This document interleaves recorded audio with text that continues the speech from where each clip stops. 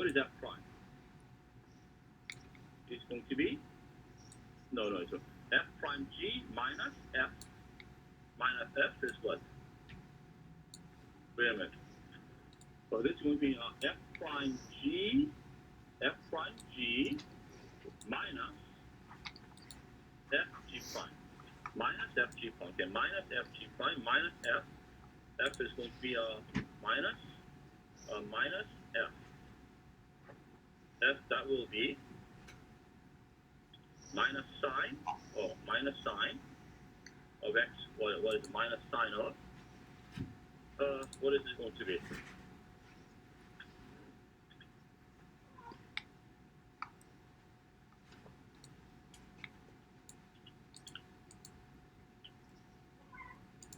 So I'm kind of running out of space here.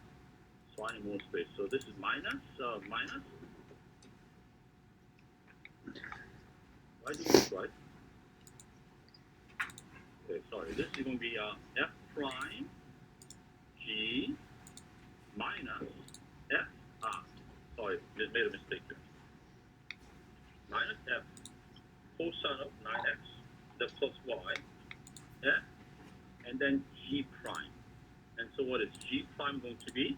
G prime will be sine of x plus y. It will be sine of this x plus y, 9x plus y. Let me put here. Let me put that, and let me put AA here. And then this is going to be AA.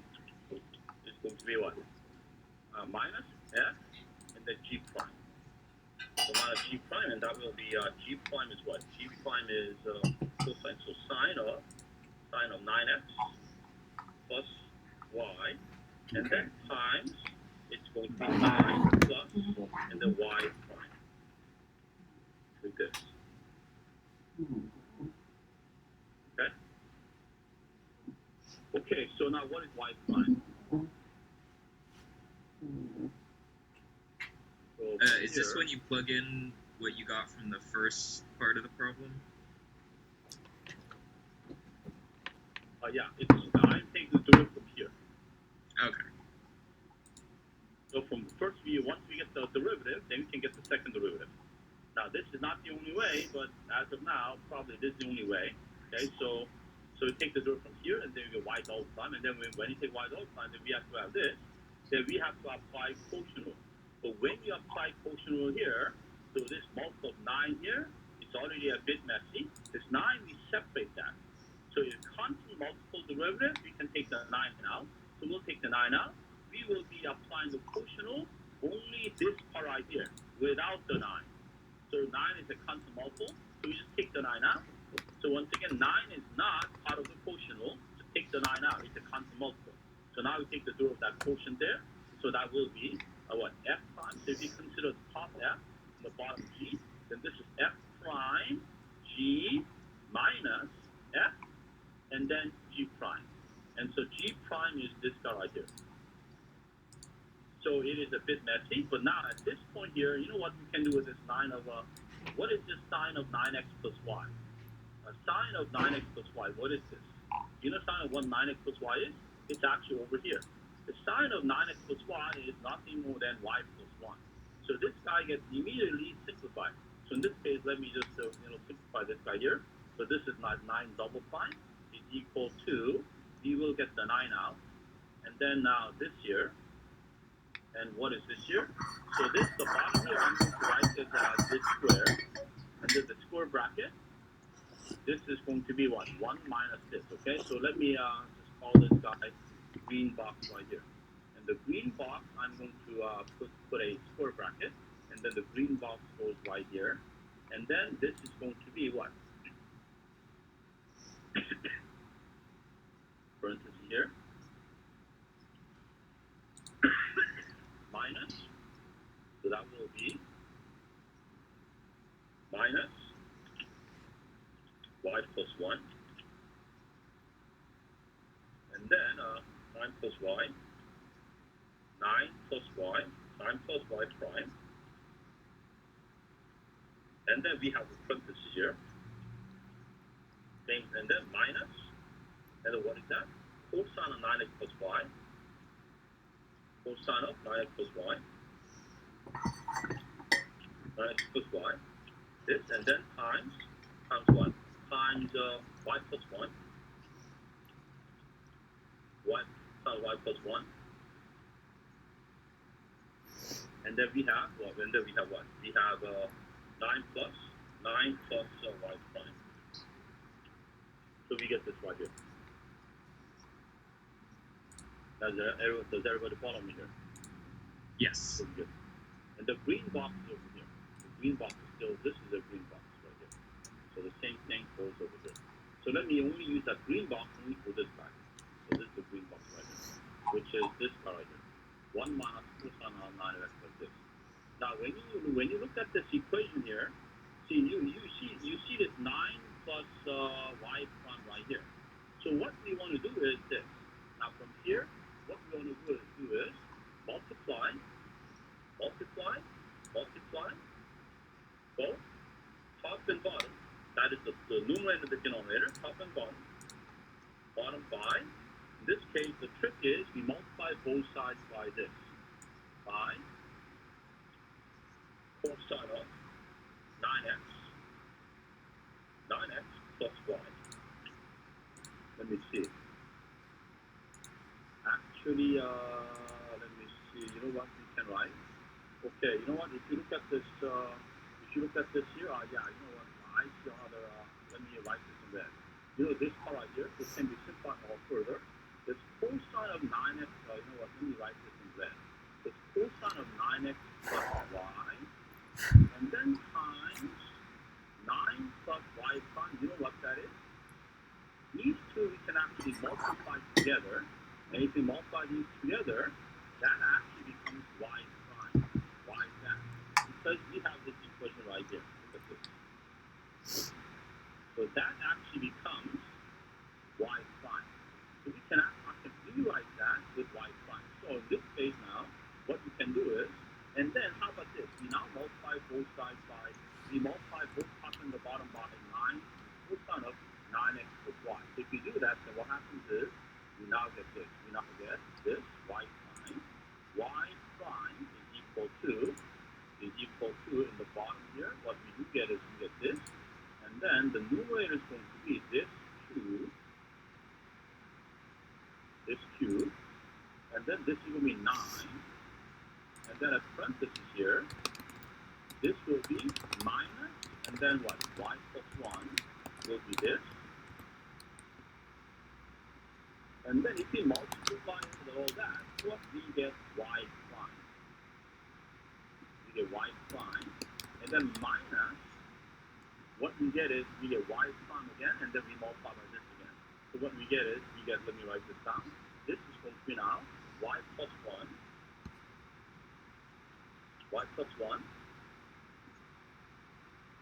Okay, so we get y plus 1, and then times cosine of, what is this, y plus 1 times y prime, times y prime, oops,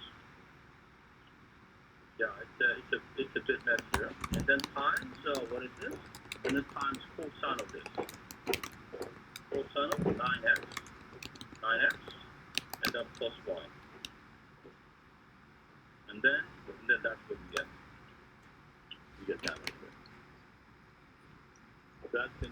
Things are getting much more simple. And now, in this case, can you now simplify this? Yeah, we can. What can you simplify? 1 minus 9. Yeah, we can actually do that. Okay, so let's see. If you now, y plus 1 is a common factor, and the y prime is a common factor. If we take that out, we actually get, what do we get here?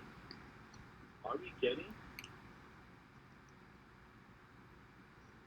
You know what? I think I'm spending a lot of time here. How about this? You know what I'll do? For v equals 7 and w equals 1, maybe I'll write out solution. But you know what? I'm almost done. Let me see. Am I done here? In front of you. So when you do that here, note that the common factor is this right here. Note that the common factor is y plus 1. Y plus 1 times y prime. We also have y times 1 plus y prime over here. So when you factor that, what we do end up getting is we get 1 plus cosine of 9x plus y.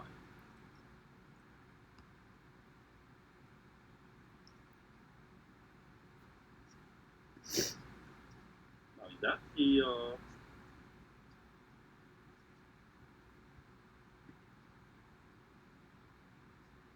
we have a factor here, and then we have this.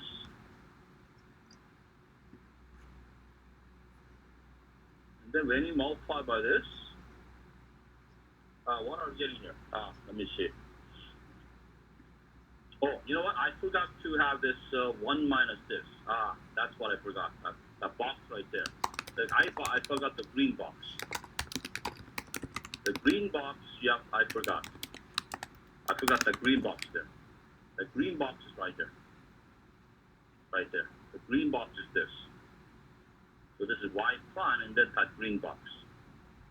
So anyway, you know what? How about this? Now, if you not continue, so from here, if you not continue y double prime, then what we do get is we get this, and then this is going to be cube. So let me just do this here.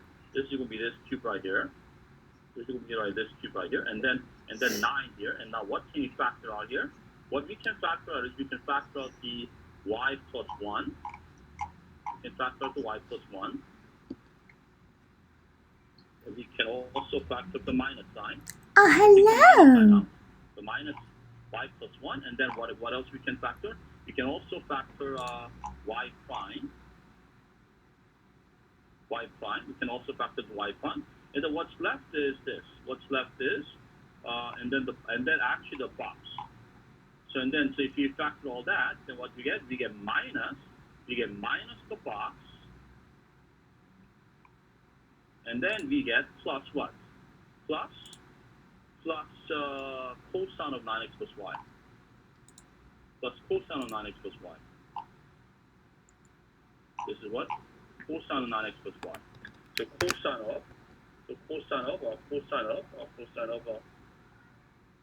9x, and then plus y. This is what we get. And then, now parenthesis right here. So now what is this box here? What is this box? The box is going to be, when you look at the box here, let me see, this is the box, correct? Do we have a minus sign here? Oh, the minus sign is not, let me see, y prime. Okay, so let's see, what do we have here?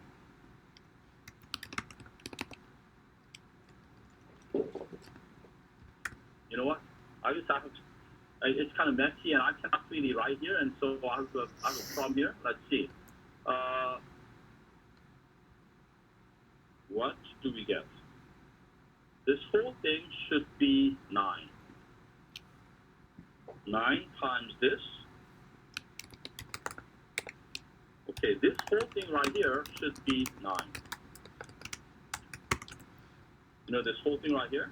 Ultimately, what happens is this whole thing right here, over here, this whole thing over here, which I marked this in red, this part right here should be 9. This red part right here. So what is this red part right here? The red part right here is, this is what, minus? I think this is parenthesis here. What is this? 1. What is this? 9. You know what? What's happening here? I just cannot. It's it's a bit frustrating here. You know what? How about this? Let me organize this well, and then I will write a solution for you. Okay? Just for this problem. Okay? How about that? I just cannot just manipulate this. I'm in a tight space, and I don't know what I just cannot think quickly here. There's a lot of things to write. Okay? So what I'll do is this. How about this? For b equals 7 and w equals 1, I write a solution, okay? Is that okay? Yes, thank you, Professor. Yeah, so again, I don't want to spend more time here, and so I'm a bit frustrated, okay? So just too much stuff to write here. But actually, it's not bad. Once I organize it, it's actually not that bad, but I'm not sure where I'm missing. So again, I'm not sure where I'm missing here, so should I just spend a little more time here? Let me see. If I, let's say, look at it, let's see, did I make any mistake? If I made any mistake, please point it out. So let's say f prime g. So cosine is minus sign, and then times 9 plus y prime, and then f prime g, and then minus f, and then g prime. G prime is both minus sign, a sine of 9 plus 9x plus y, and then plus 9 times y prime is correct. So now, if you now plug it in, now right now I'm checking this guy here. I'm checking whether I made a mistake. So that's going to be 9 times, and then what? The sine of 9 plus sine of 9x plus y, that can be substituted to 9y plus 1 immediately. So that makes it much easier. So minus, and then we have y plus 1 times 9 plus y times, and then the box right here. And then the box right here, and then minus. So what is that? That's going to be f prime g, that's f prime,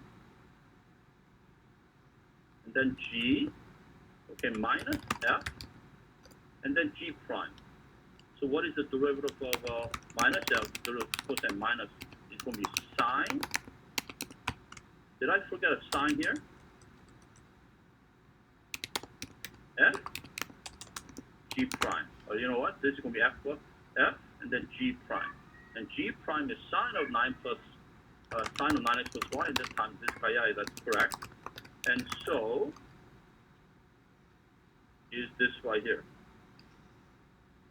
So that I wrote that as y plus 1, and then times this. Yeah, it looks right. And then if you combine these two right here, they do become y prime. So when you look at it, we get this. I think I'm forgetting something here. Okay, so you know what? This is, did I write y prime? Oh, it should be 9 here. You know what? I actually took out the what? You know what? The 9 prime is out. This is wrong. There's no y prime here. Because this 9 plus y prime, I took it out. Did I take out? You know what? I think, you know what? Sorry. I think I made a mistake from this line right here. This is all wrong. Yeah, you know what? I cannot, it's kind of hard for me to keep track here. But what we have is up to here, and then you have to simplify this, okay? How about simplify this right here? Anyway, the answer right there on the key, you know, that should be right. So, you know, if you do this, I don't think it's going to be that messy here, but, you know, on this board here, I just cannot write, you know, quick enough. And something is missing, I think. If I back, so you know what, I just cannot think through at this point, okay? So how about this? Try this out. In the meantime, I will try to write a solution for this particular case, okay? All right? All right, sir?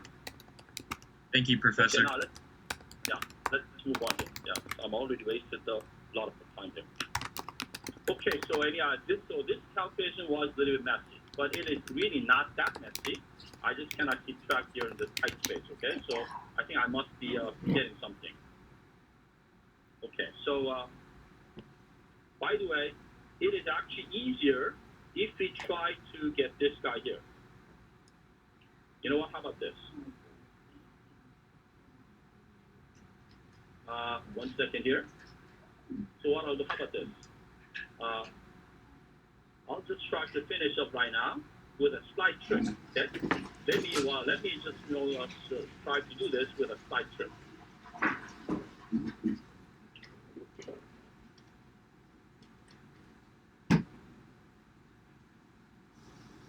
Slight trick is this.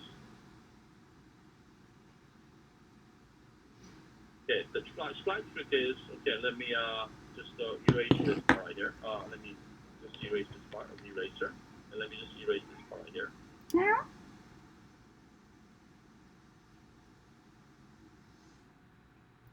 Now this is y prime. Now what is 9 plus y prime? So what is 9 plus y prime? You know what? If you actually calculate this y plus 9 prime, the reason why I want to simplify this 9 plus y prime is because we do see the y prime over here. So let's see. And then if you look at this here, the top is 9 times cosine, the bottom is minus 6. If you do this here, you know what we get? We actually get 1 minus cosine of 9x plus y. So we do have 1 minus cosine of 9x and the what? 9x plus y. And this is going to be multiplied top and the bottom by 9 minus 9. This is actually going to be what?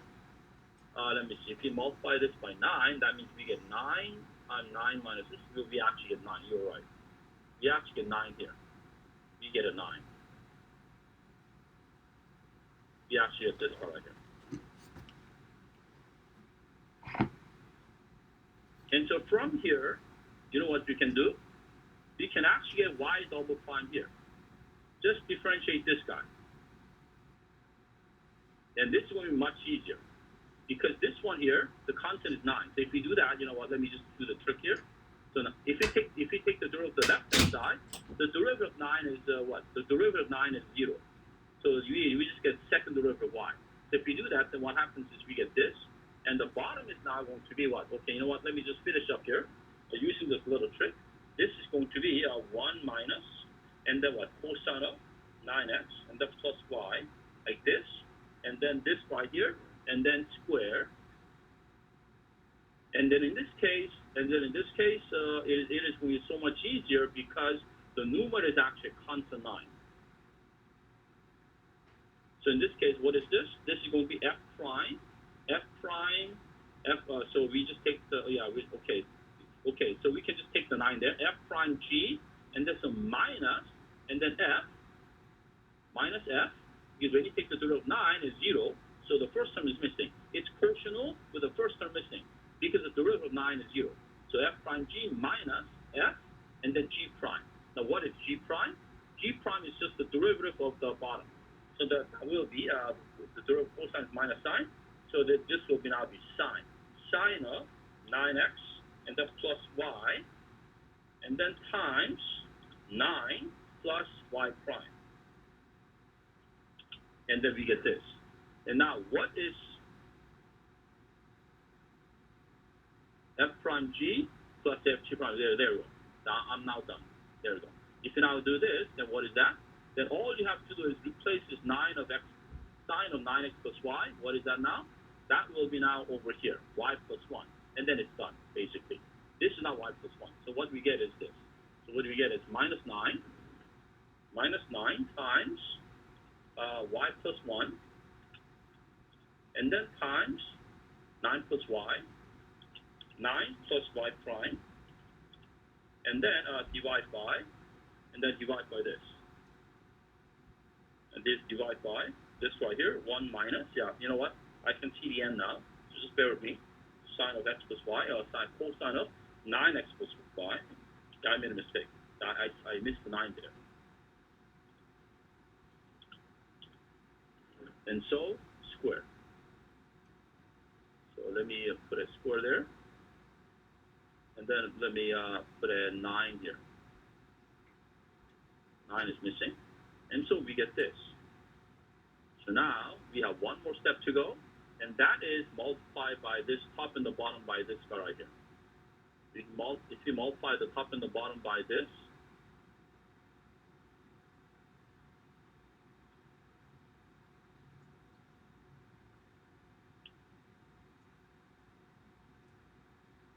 wait a minute, am I doing this right?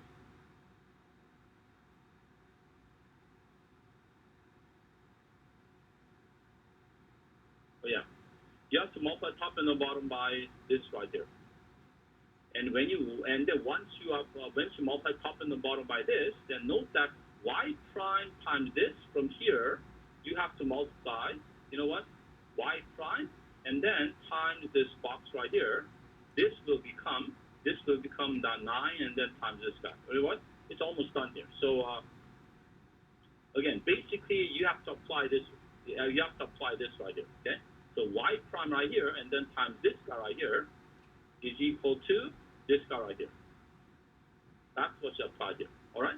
Okay. Anyway, I'm going to organize this all together, and then I'm going to write it. Okay. I'm going to write a solution for you. I'm going to write it a little bit neat. All right. Okay. All right. Any other questions besides this? Okay. So let me just save this and then clear all this. You know what? Maybe you shouldn't look at this file here. So let's cross it out. I'm going to organize this, and I'm going to and I'm going to, I'm going to write it, and then I'll present the solution to you, okay? By writing everything neatly, all right? Okay, then let me just say, okay, you know what? Let me not. Anyway, I saved it already.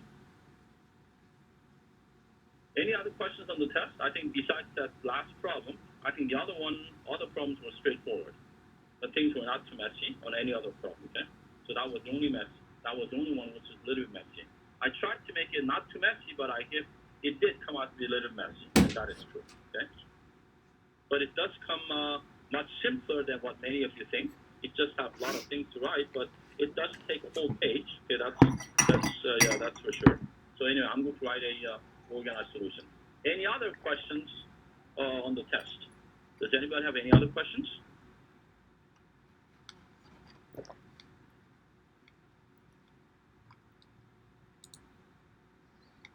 Does anybody have any other questions? If you have no questions, then I'm going to now, why don't we now get to our notes here then? So that what we'll do is we'll start chapter 3. Okay, then let me now open up chapter 3. So where's chapter 3? So we have 0731 is right here.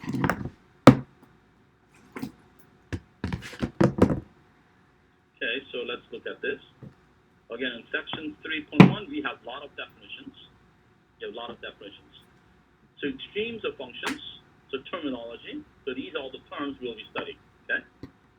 Okay, so now definition. The first definition. Function f has a critical point at x equals 0 if, and then if one of the things happen, then we are going to call these critical points.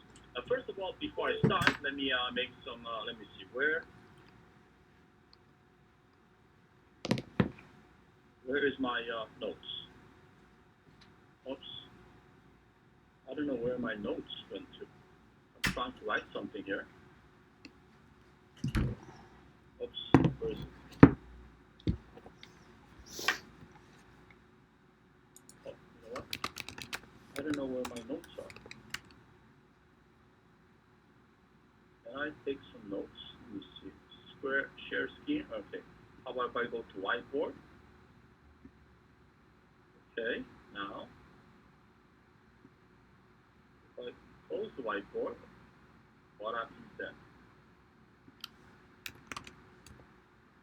You know what? I don't know where to write. I don't know where my notes, my writing went. When I do the whiteboard, I can see.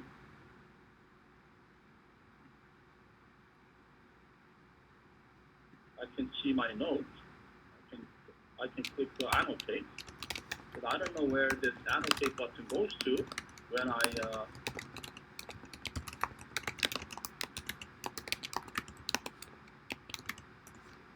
You know what?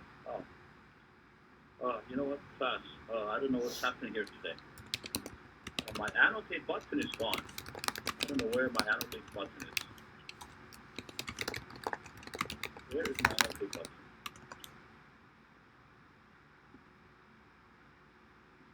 Class, I'm sorry, I'm having some difficulty here. So when I write notes, I'm okay. When I go to whiteboard, I can see my annotate button.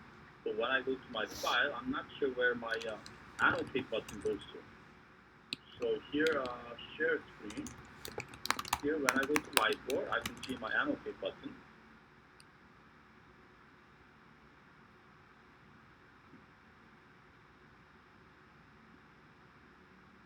And here now, when I go to files, I still annotate. Where's my annotate button?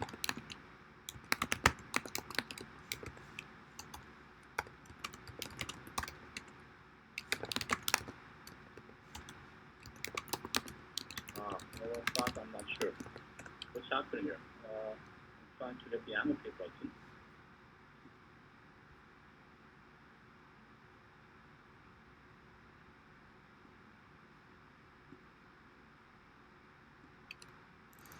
Where's my annotate button? You know what? I don't know where this annotate button went to. I cannot write.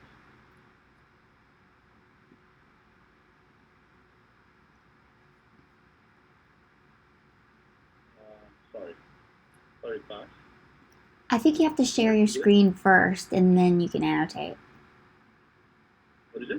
I think you have to share the screen first and then it will let you annotate. I think. Sure. I see. Okay, share. Let me see.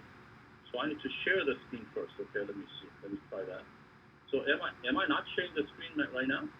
No, I think it stopped sharing for some reason. I don't see the thing anymore. No, you're right. There you go. Yes, you're right. So I was not sharing the screen. I guess I didn't know that. I think it just stopped sharing, like maybe it just crashed or something. Okay, sharing. So now I can see the annotate button right here. Okay, so that's good. So now what I'm going to do is I'm going to make this screen a little bit bigger. And then now let me annotate. Okay, there you go. Now it's good. Thank you very much. I appreciate it. It's just very stressful in front of class, and I'm limited by time here. So now, section 3.1, extreme functions, and these are the terms you want to know, and the definitions right there. And so the first definition, by the way, before I continue, this chapter 3, so let me first tell you what this chapter 3 is. Now, in chapter 2, the topic was derivatives.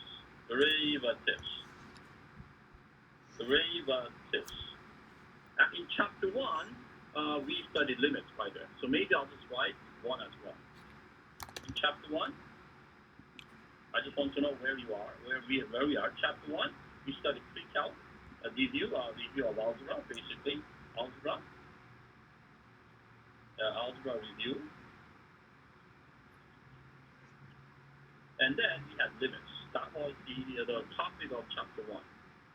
And then now when it comes to chapter 2, we studied derivatives. So now the question is, what we study in chapter 3? In chapter 3, basically we study application derivatives. So basically, what is the application derivatives? Basically, there are two things, which is one is curve sketching,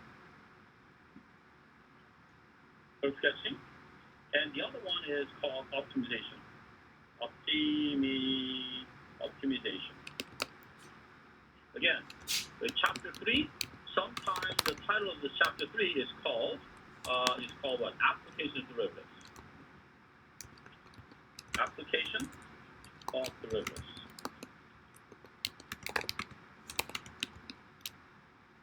That's what it is. So that's where we are. And then when you go to chapter 4, we get to study topic called integrals. And then in chapter 5, we will be studying application of integrals. So we have 2 chapters devoted to derivatives. So chapter 3 is like the second part of derivatives. And then we have 2 more chapters later on integrals. So it's a very uniform subject. So all the stuff from section 3.1 all the way to like section 3.4 or something, this is all part of curve sketching. This is the main thing, which is actually manual curve sketching.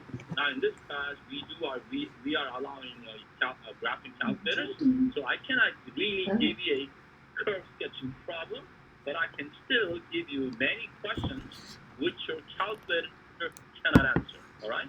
So I will to study all the concepts related to curve sketching. So that's where we are. Now, section 3.1, we have a lot of definitions. So let me first do this here. How about if I give you a picture example? Let's say we have a graph like this. How about, let me see, this right here. This is now, I don't think we want pink. So let me draw a vertical line here, x-axis. And here's the y-axis. And let's see what I can do is this. What I'm going to do is I'm going to manually sketch a curve. How about if I start from here, and then let's say I draw a curve like this.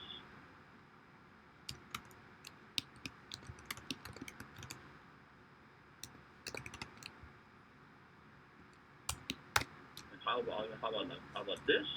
And then what happens here?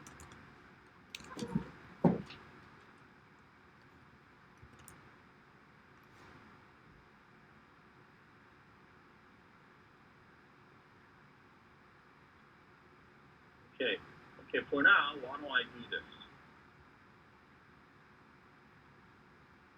Why don't I just do this here? Okay, here is the graph.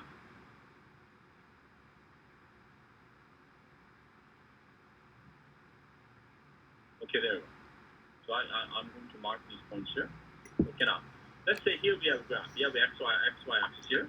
And now, here I just randomly just drawn a graph here. And so let's say in this case, the graph of this guy, we'll just call this guy y plus f x. So this is the graph of y plus f x. Now, on this graph here, I have marked a few points, several points, some special points. What are the special points?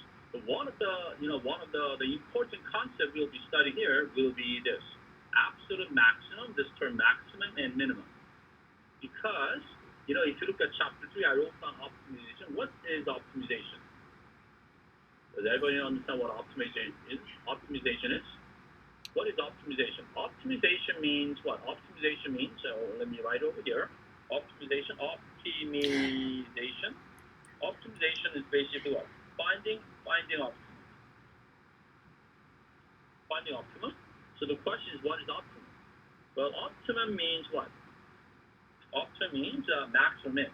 So this is basically what? Finding a max or min. So finding optimum means finding the best case. Finding the best case. The best case. Best case. The best could mean maximum or minimum. So let's say in business, when you talk about cost, when you talk about profit, if you only think about profit, of course, profit, the best thing is to maximize the profit. So for profit, optimization means to maximize the profit. How about for manufacturers, they have a cost of something. So in order to find the optimum for cost, that would be minimum. Because for cost, we have to minimize. Sometimes a high number means good, and sometimes a low number means good. Also in sports as well. Sometimes a high number is good, but sometimes small number is good. Let's say, I don't know, let's say play a game, like a soccer or a baseball, the high number is always best. But if you're running a marathon, then what is the best? The best thing is to have the shortest time. The shortest time is the best, so that's the best. The best could mean either max or min, and so that is the topic of chapter 3.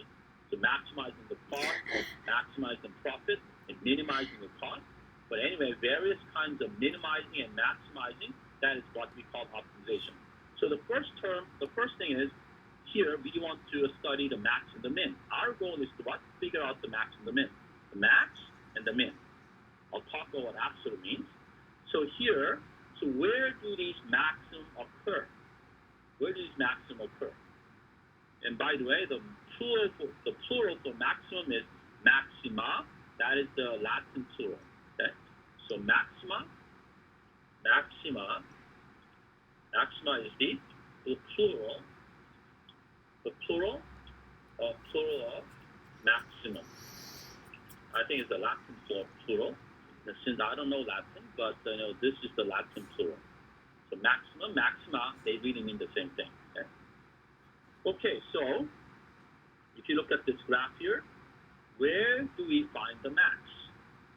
Where do we find the max? So this point right here, okay, let me just mark a point right here.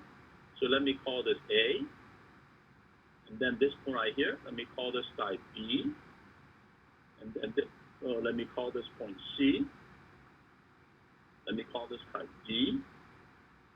And then this point E.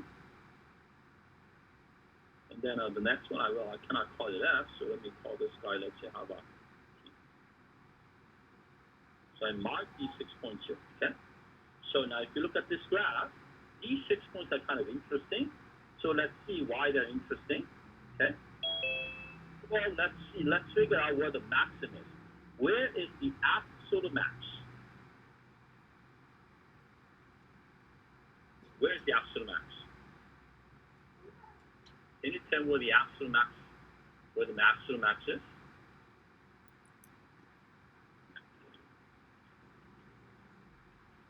F, the function F has absolute max at what? at x equals what? Where is the absolute max at? At what value of x is the absolute, does the function have the maximum? The function f, of course, is referring to the y value. So in other words, on this graph here, which point, at what value of x, does y value reach the maximum? That's what I'm asking you. At what x value? At p. So this is how we say. In this case, we say this is how we say. Max f is equal to, this is how we write. Be right. Max f is equal to f at what? F at p.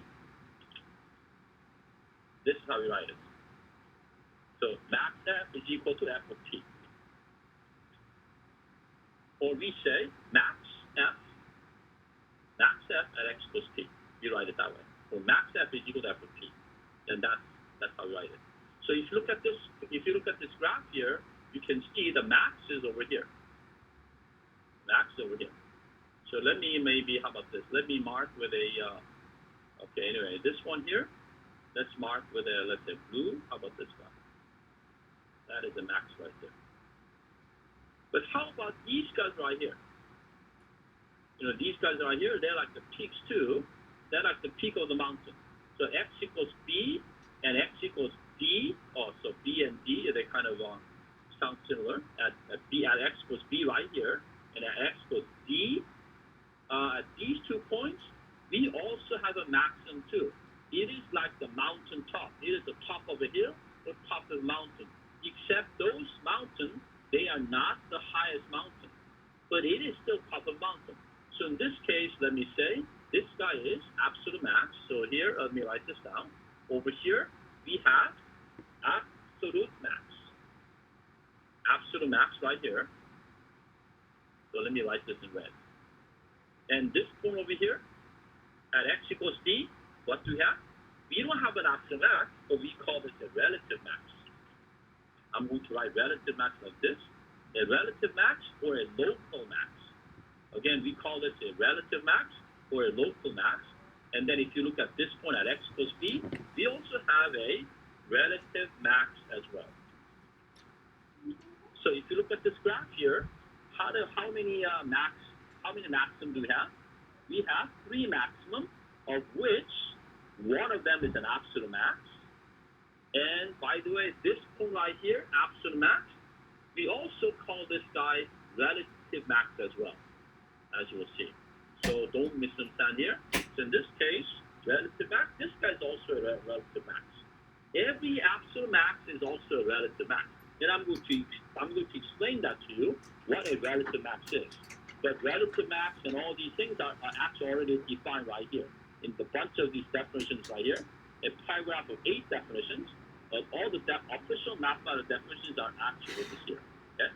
So if you look at this graph here, we have 3 relative max, of which one is also an absolute max. Does it make sense? Okay, so now let's look at the bottom. If you look at the bottom now, how about if you look at the minimum? What do we see? The left-hand point is at x equals a. Is that a minimum too? What do you think? Yeah, that is a minimum. So now this time, let me now use green here. So what I'm going to do is I'm going to write this, what is this, red, at x equals a. That is a relative minimum. So we have a relative minimum at x equals a. But then we also have a relative minimum over here at x equals c. Relative minimum. We have a relative minimum at x equals c. And we also have a relative minimum at x equals e. So this is a relative minimum. Excuse me, sorry. So if you look at the minimum, we have 3 relative minimum, of which one of them is also an absolute minimum. So the one at x equals c, this guy is also an absolute minimum. So that is also an absolute minimum. Okay, any questions up to this point? So by definition, absolute minimum is also a relative minimum too. Okay, so what does absolute maximum mean? So let me go over. So if you look at the entire graph here, what is the highest point we have? The very highest point on the entire graph is what? Is this point right here. So this guy has no competition. That is called the absolute max. Now, what do you exactly mean by a relative max? A relative max is basically this. So first of all, this. So let's look at the first definition. All of you, you know what? You need to now start understanding what these definitions mean. So when I give a definition like this, you have to understand what the definition means. And by the way, on the test, I could ask you for the definition. I guess in this case I can because it's all open book, right? But in a classroom setting, I usually do ask about these definitions as well. But here on this online class, I will not be asking you this, but I can still have many questions where you need this definition to solve a problem. All right? So many things I can ask you. Like example 2, I can do this. So now, example, the first definition says the function f has an absolute max at x equals c. So having a max at x equals c, what does it exactly mean? Having an absolute max at x equals c, what does that mean? That means if we compare f of x for any x, and we compare f of c, that's the point where we claim to the maximum, then f of c must be greater than f of x for all x. So we compare f of x for any x, and we compare that to f of c. We claim that x equals c, we have the highest point, that's the highest value, then f of c must be greater than f of x for any x. And of course here we actually put the equals on here to make things a little bit make things a little bit more smooth. So actually mathematicians and math people like to they prefer this less or equal to than less than. So to make things a little bit easier, most of these definitions have an equal sign built into it. So if it's a max, then f of c is max at x equals c, then f of c is bigger than any other f of x. So that's easy to understand. And we need to use that definition to prove, such as example 2. Example 2 says we have a function here, and show that max f is equal to f of 2. So you have to show that. Okay? So how do you show that mathematically? So when you get there, it will be okay. So that's what the max means. Now let's look at the definition of relative maximum. What is the definition of relative maximum? The definition of relative maximum is, where is it? It's actually over here. The third one over here. This is the definition of relative maximum. It says here, function f has a relative maximum, a relative max, at x equals c if, so we have the same condition right here for this. Again, at c, we have a relative max. If f of c is greater than f of x for all x, but only on a limited interval around the c. And around the c here, where delta is bigger than 0. So what does that mean? So we say that at x equals b, this guy is a relative max. Why?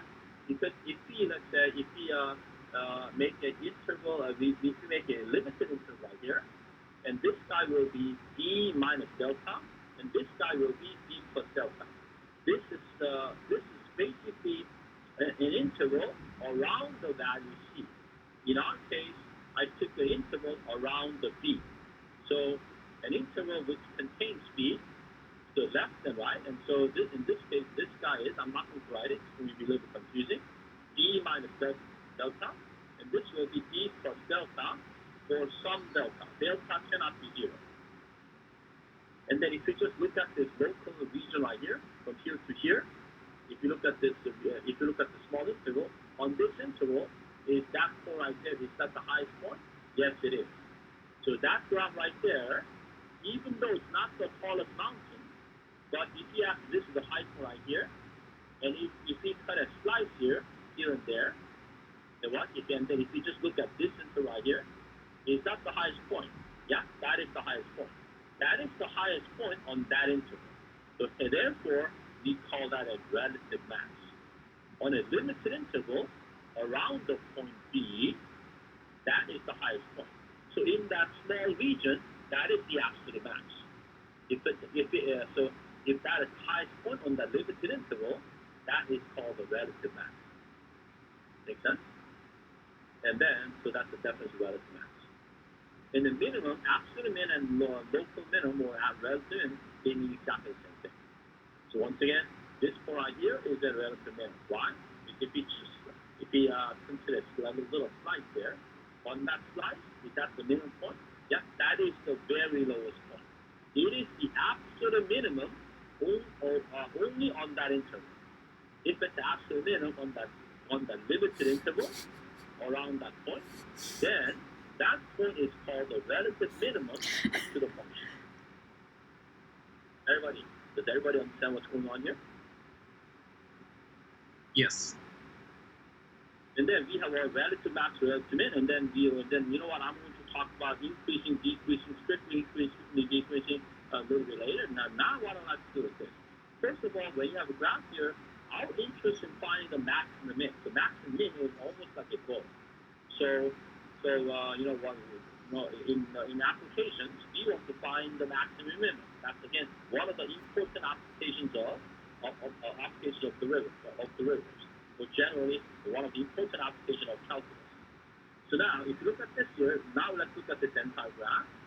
Where does the maximum occur? By the way, when you say max, when you just say max, when you say max, when you say just max, without recording whether there's absolute max, then which maximum is this?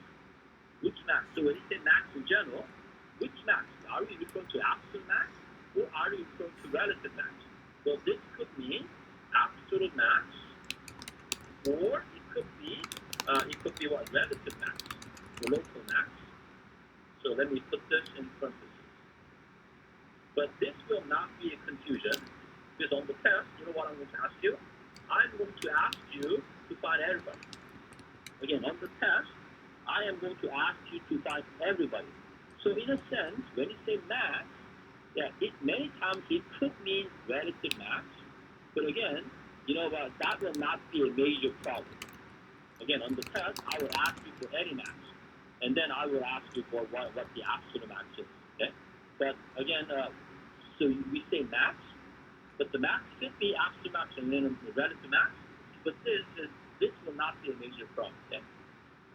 And the minimum, same thing. Minimum, they could be minimum, absolute minimum, or it could be relative minimum. Okay? That's how we use this term. So now we look at this here. Where are all the max here? That is, where are all the relative max? The relative max show up right here. Again, let me mark these points here. The maximum, where is their occur? Maximum is over here. We have max here. Yeah, we have max right here at this red point. And then we have max right here. And then we have max right here. Now, what we want to say is this. What we want to say is, we want to find something special about these points here. At the points where we find the max over here, and over here, and over here, let's try to write something special about those points. So what special thing is happening at those maximum points? What special thing is happening at those maximum points? Can you figure out? Well, let's look at x equals b. X equals b, we have relative max. So what is happening at x equals b? Is anything special about x equals b? Yes, we do. So now on the right side here, let's look at this. Look at max points. So what is happening at x equals what is happening at these points here? So first question is at x equals b. At x equals b, what is happening at x equals b? What is special about this point at x equals b? Well, what we do see is that we see this f prime at b. What is f prime at b? Can somebody tell me? What is the derivative of the function at b? It's like a curve there. So we have a curve like this, a very smooth curve, and then we have a peak right here. So what is happening at that point? Anything special? Now here, what we're trying to do is this. What is something relatively special, not uniquely special.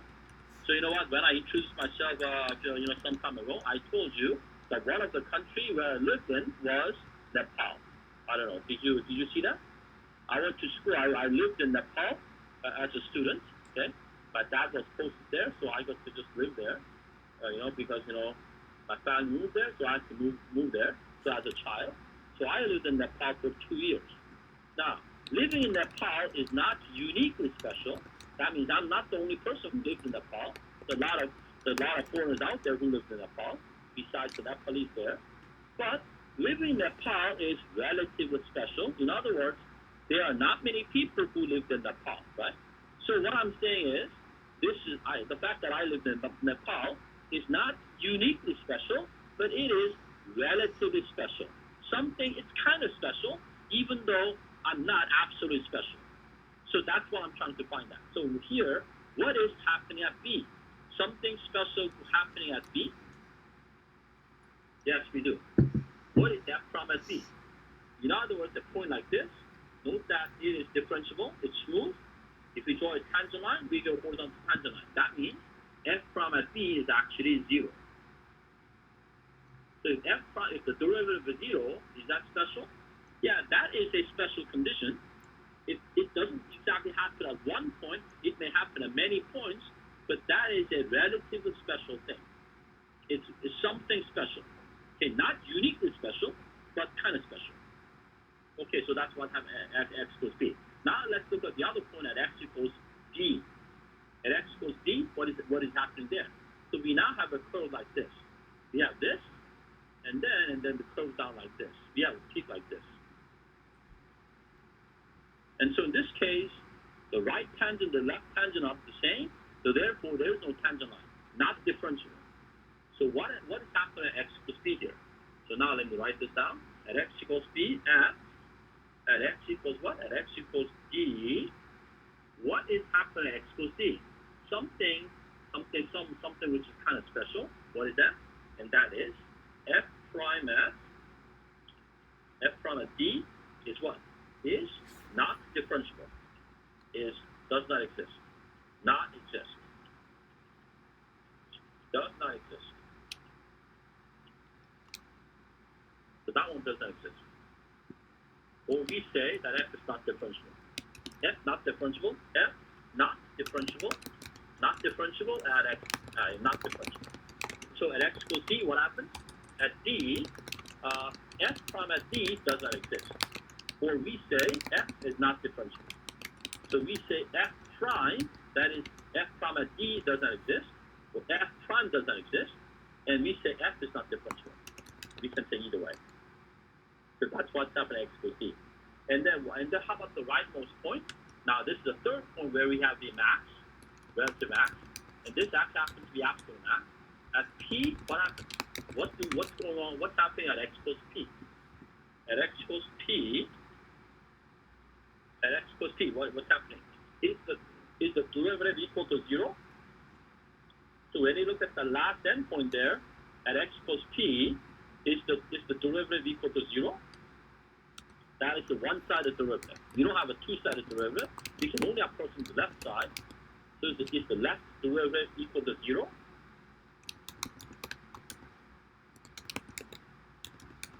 Huh?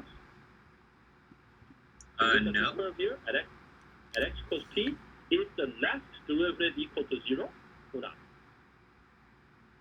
So if you try to find the tangent line from the left side only, then will the left tangent be horizontal, or is the left derivative equal to 0?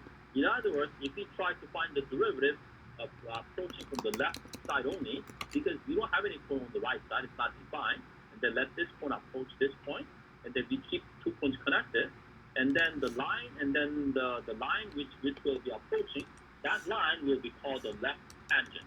The slope of the left tangent is called the left derivative. Is that equal to 0 in our case? And you can see no, we don't get a derivative 0. It is not going to be like this. The left derivative will be 0 if the graph looks like this, and then goes to like a flat, and then stops right there. If you have a graph like this, yes, then the left derivative is 0, because that is like the tangent line. But in this case, that's not the case. The derivative, the left derivative is not 0. The derivative is not 0, in other words. Then, or is it not differentiable? Yeah, not differentiable, kind of. It is kind of not differentiable because we only have a one-side tangent here. But the special thing about x plus p is that what? At x plus p, what is kind of special about this x plus p? Is x plus p is actually an endpoint. It's actually an endpoint.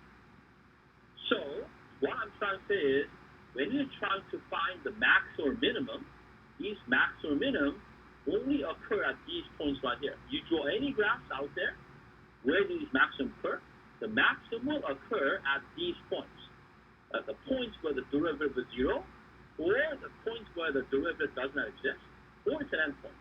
So in fact, that is the what? The definition of a critical point. So now here, we have the definition of critical point. What are the critical points here? The critical points are points where one of the three things occur. And by the way, many calculus textbooks and many math teachers do not include this endpoint. But I have decided to put the endpoint in there. Why? Because the endpoint is always a troublemaker. The endpoint is always a troublemaker here. I think it's better if we include this as part of the critical point. Because the endpoint, whether we call this a critical point or not, it requires attention, just like these other critical points. So I think to make it simple, I decided to put the endpoint. But it is not important whether we define the endpoint as a critical point or not. The important thing is what we actually do. And the fact is, these three criteria, we need attention. We need to pay attention to these guys here. And especially, we need to pay attention to these endpoints. So I like to add them here. Again, it's not that critical if somebody's definition is a little bit different. The definition of critical point can be a little bit different, but basically, this is what it is. The three criteria, this is what we need. At these points, we will look for the max and the min. And the same thing with the min too. If you look at A, it's an endpoint. If you look at C, at x plus C, or that C, the derivative does not exist. And if you look at B, at E, what is it here? It's a minimum, but the derivative is 0. So note that the min also occur at these at points where one of the three is satisfied. Now what I'm going to do is I'm going to draw one more diagram here. So now I'm going to save this, and then let me clear all this. And now what I'm going to do is I'm going to do this. I'm going to now draw one more curve. And then let me do this here. And then now what I'll do is I'm going to do this. Just save. And then we have this.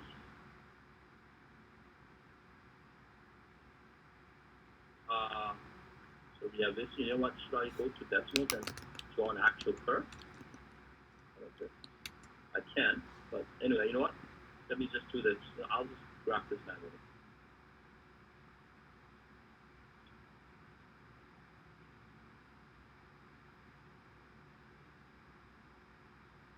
How about this?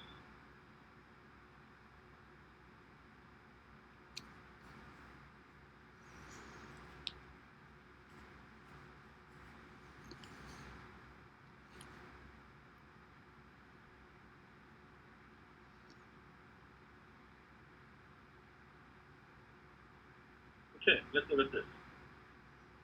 So let's say here we have a horizontal tangent. I'm trying to show you that at that point the derivative is 0. So now let's look at these, and then we have this point right here. And then how about this point right here? So now let me call this guy A. And then this point right here, let me call this guy B. And then this point C.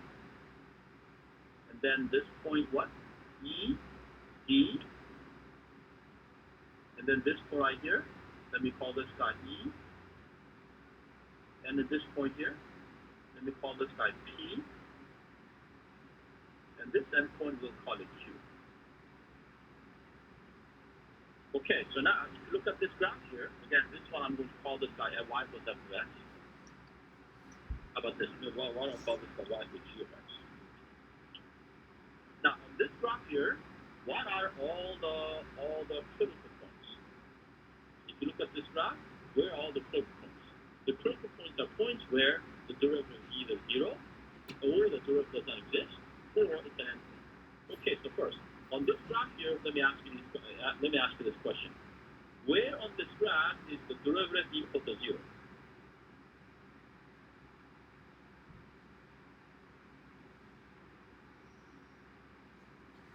Can you tell me?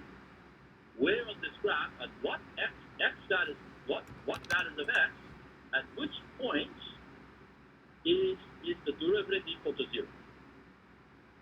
Is it In E? other words, E, what is it? Is it E? Yeah, E. F of E. F of E. No, E. At x equals E? No. This E, we don't get a derivative because it's not differentiable. We don't get a tangent line, and that's because if you look up part E, I don't know what I think I did show that on decimals here. Let's say the graph kind of looks like this. If the graph kind of looks like this, then what happens? So let me draw this again. Let's say so the graph goes like this, and then let's say and then goes like this. If you do that, then at this point here, do we have a tangent line? No, we don't. Well, we can have a tangent line such as this. So let me draw this in let's say in green. So this will be a horizontal tangent line in blue. The tangent line from the left side. This is what we call the left tangent. And then the other one, how about blue? I'm going to do this, and this will be the right tangent. The slope of the blue line is called the right derivative, and the slope of the green line is called the left derivative. So we have the left tangent, left derivative, right tangent, right derivative, and all of these are called one-sided derivative and one-sided tangent lines. So in this case, the right tangent and left tangent are not the same, and therefore the tangent line, two-sided tangent line does not exist. And in this case, again, the right derivative and the left derivative are not the same, and therefore the two-sided regular derivative does not exist. So that is what's happening at E. So at x equals E, so what is happening here? Is the derivative equal to 0? No, the derivative is not 0. In this, at x equals E, what we do know is that at x equals E, the derivative does not exist. So let me write this down. At E, what happens here? F prime does not exist. Is it at x equals E, the derivative equals 0? I said B? P. P? Yeah, at P, yes, you're right. At P, F prime is 0. So let me write this down. At P, you're right. At P, F prime is equal to 0. Assuming that it is a smooth curve and going down and going up, like y equals x squared, like that kind of shape. But at E, it's F prime is, and F prime doesn't exist. Now, is there any points here on the graph where the derivative is 0? And yes, of course, the manual sketch is kind of limited, but yes, at B, and at B, F prime is also 0 as well. So at FP, the derivative is 0. So let me write that down. Again, at B as in boy, the derivative is 0. So we have 2 points on this entire graph where the derivative is 0. One is at B as in boy, and the other one is at P. But note that at P, we do have a relative minimum, but at B, it's not an extreme. We have no minimum or maximum. A minimum and maximum, we call them extreme. So at x equals B, we have no extreme. That's not a minimum and that's not a maximum, even though the derivative is 0. So now let's look at the next condition. Any place where the f prime does not exist. At what point does f prime not exist? At E, the f prime does not exist. And then what else? Note that how about at D? At D, does f prime exist? F prime does not exist. Again, at D, f prime does not exist either. And then how about at C? C, same thing. At C, f prime doesn't exist. So let me write this down. F prime does not exist. At C, that's kind of hard to see now. So let me undo this. Let me write this one more time. F prime does not exist.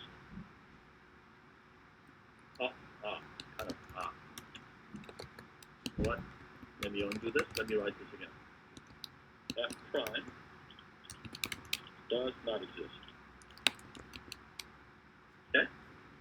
So at C, f prime doesn't exist. At E, F prime doesn't exist. So at E, F prime doesn't exist. At least the two-sided derivative doesn't exist. Because at those 3 points, C, D, and E, at all 3 points, F prime doesn't exist. However, at E, that's the maximum. Max at X equals C. And how about at C? It's minimum. But at D, what is it? So then you write this down.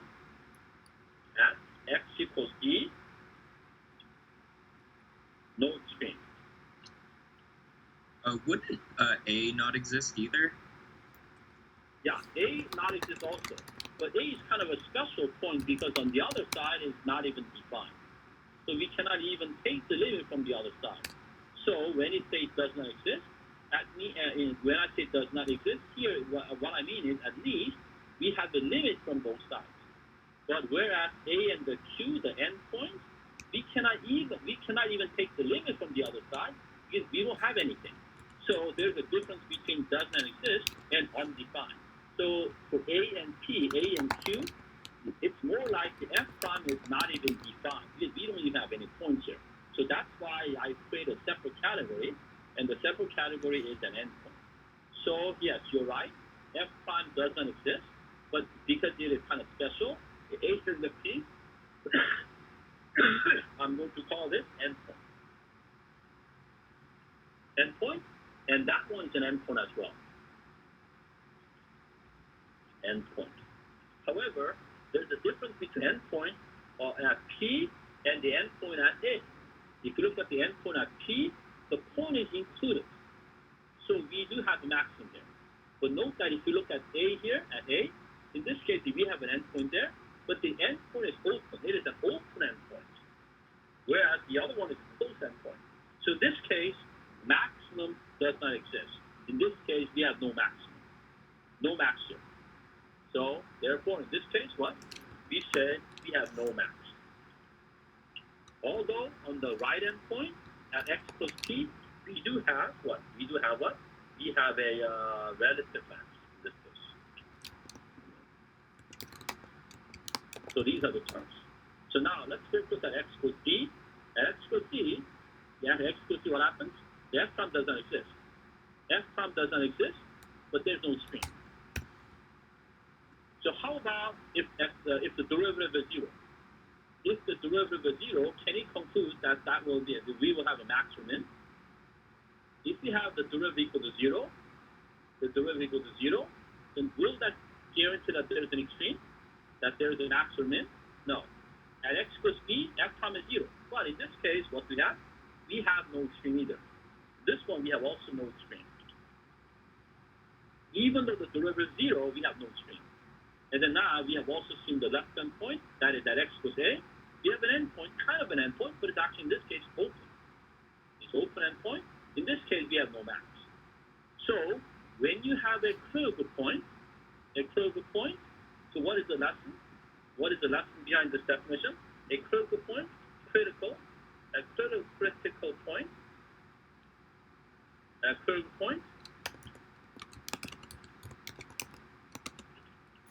may or may not be an extreme point. That's the first lesson. In fact, that's the point of this definition. Our goal, what is really our goal? Our goal is to really find the extreme points. Our goal, what is our goal? Our goal is to what? To find extreme points. Extreme points meaning minimum or maximum. That's our goal. In many of the questions we have, our goal is to find the max and the min. However, max and the min are hard to find. So what do? Find first. So therefore, first, find critical points. First, find critical points. Then, we look at each point.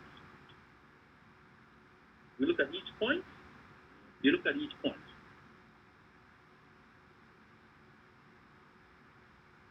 Okay, so basically this. Then we look at each point to determine, to decide what to decide if min or max, if extreme point, if extreme point, extreme. So that's the process here. So basically, finding the minimum and the maximum many times it is actually tricky. It is tricky, but we have to find them. So how do you find them? Well, we have to find that by determining whether we have a max or min. So that's what it is. So there are a lot of graphs out there. So how about this? It's time for a break. I guess it is time for a break. Okay, so let's take a break. So we have a 10-minute break, and then 10-minute break, and then we'll continue at 10 p.m. at 10 a.m. Okay, at 10 a.m. Okay, so let's have a break. I'll be back in 10 minutes.